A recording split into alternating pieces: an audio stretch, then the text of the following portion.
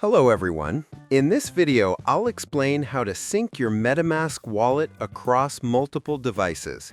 The key to syncing is your secret recovery phrase, also called the seed phrase. This phrase is the master key to your wallet, and it allows you to import your account on any device, whether it's another phone, tablet, or computer. To start, install the MetaMask extension or mobile app on your new device. Once it's installed, open it and choose the option that says Import using Secret Recovery Phrase.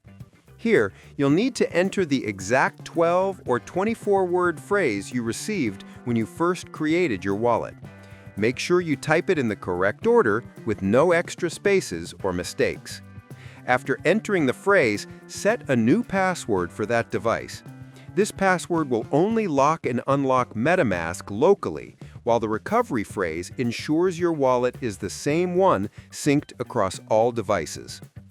Once that's done, you'll see the same wallet address, tokens, and assets appear on your new device.